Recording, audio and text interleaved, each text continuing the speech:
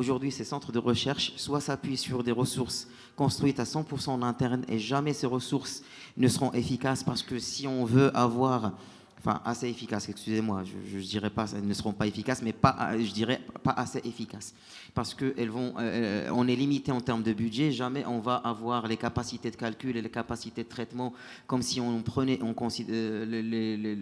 des capacités partielles chez des professionnels, ou on va faire appel à aux géants mondiaux qui ne sont pas situés au Maroc. Et donc, du coup, on va se retrouver avec de la ressource consommée hors Maroc et de la data hébergée hors Maroc. Et ça, c'est très problématique pour nous. Nous, en tant que région, on voudrait aider pour avoir un socle solide. On aura un investisseur délocalisé. On ne va pas en bénéficier aussi. Exactement, on ne bénéficiera pas. Et surtout, il y a aussi, enfin, moi, j'aime pas utiliser le terme souveraineté, mais il y a aussi tout ce qui concerne la propriété intellectuelle à protéger, parce qu'on se retrouve avec des données qui circulent en dehors du territoire, on se retrouve avec des recherches qui sont hébergées et exploitées en dehors du territoire.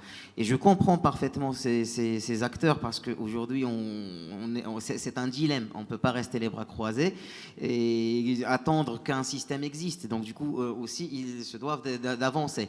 Et c'est pour cette raison-là, nous, on avance et on pousse pour qu'on ait un socle solide, qu'on ne prenne pas parti, on ne va pas se substituer à ces différents centres de recherche, ces universités, ces acteurs économiques. L'idée, non, c'est d'aider tout d'abord à réglementer, on revient à la réglementation, parce qu'il y a quand même besoin de pas mal de sujets réglementaires pour pouvoir le faire. Il y a aider à investir dans un premier temps parce que ça nécessite des investissements colossaux et aucun acteur privé, même les Big Five mondiaux, enfin je dirais pas ont refusé, mais ont évité de le faire. Et sur d'autres régions du monde, ont préféré être en colocation ou être exploitant partiel de certaines zones d'activité technologique plutôt que de construire une zone propre à eux.